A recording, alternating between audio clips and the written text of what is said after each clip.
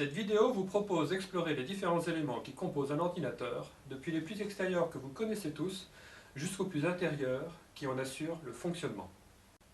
Donc voici un ordinateur classique. Nous avons ici la grosse boîte qu'on appelle l'unité centrale, un écran, un clavier, une souris et un disque dur externe.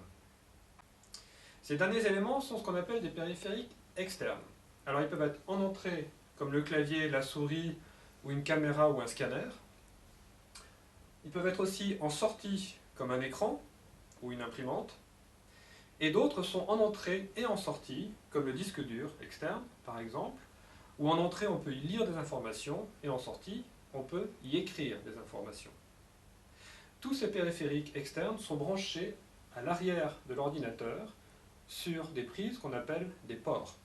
Donc j'ai retourné l'ordinateur et on voit ici tous les branchements qui sont faits à l'arrière d'une unité centrale.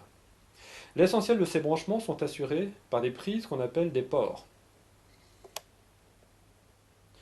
On voit ici des ports USB pour le disque dur externe, mais également la souris.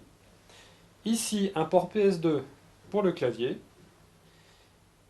Et ici des ports DVI sur lesquels est branché l'écran. Mais on trouve aussi d'autres ports, comme les ports Firewire, et ici un port particulier qui est un port Ethernet, ce qui montre bien qu'Internet peut aussi être considéré comme un périphérique externe à l'ordinateur. Regardons maintenant ce qui se passe à l'intérieur de l'unité centrale.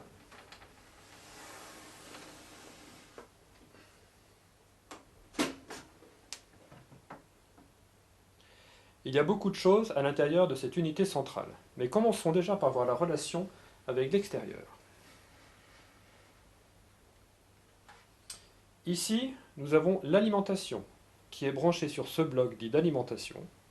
Nous voyons que tous les fils d'une certaine couleur vont servir à apporter de l'électricité aux différents composants internes de l'ordinateur. L'écran, ici, est branché sur cet élément qui est la carte graphique. Enfin, les autres éléments, le clavier, la souris et le disque dur, sont branchés sur cette grande plaque qu'on voit au fond et qu'on appelle la carte mère.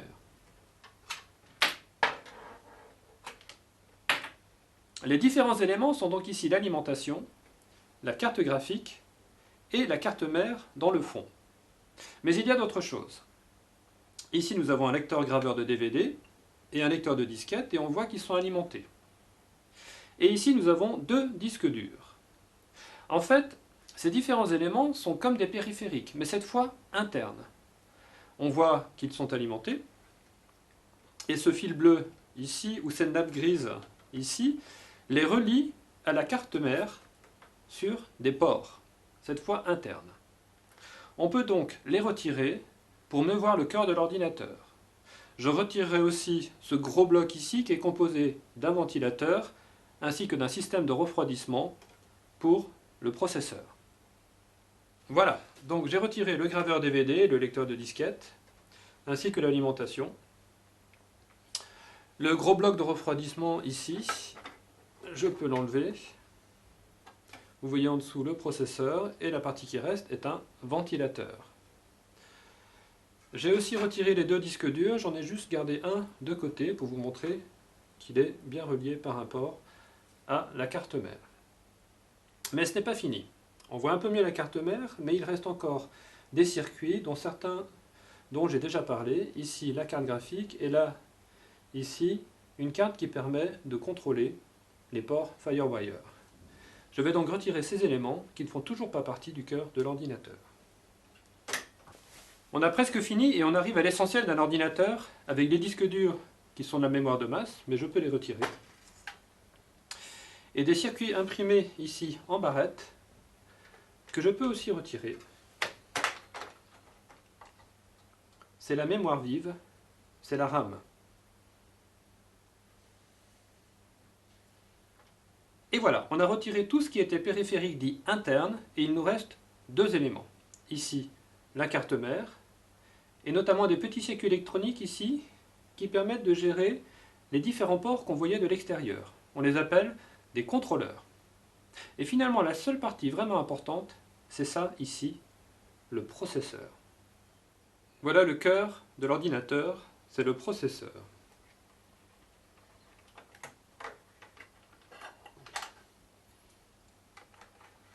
J'ouvre la protection et je peux retirer le processeur.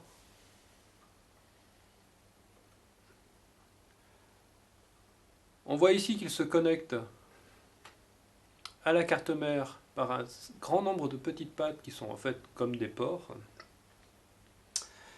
Alors ce processeur, c'est vraiment l'unité centrale, l'unité de calcul fondamentale de l'ordinateur. Mais même à l'intérieur, on va trouver une architecture particulière avec des zones mémoire qu'on appelle des caches et plusieurs unités de calcul qui sont en général nombreuses et fonctionnent en parallèle pour être plus efficaces. Donc si je fais un zoom arrière sur l'ordinateur maintenant, on voit que l'élément central qui fait le lien entre tous les autres éléments de l'ordinateur, c'est la carte mère. Dessus est branché en premier lieu l'élément fondamental qui est le processeur et qui communique par l'intermédiaire de la carte mère avec des périphériques internes comme les barrettes mémoire ou encore les disques durs, la carte graphique, le graveur DVD, mais également externes à travers les contrôleurs des ports qui apparaissent à l'arrière de l'ordinateur.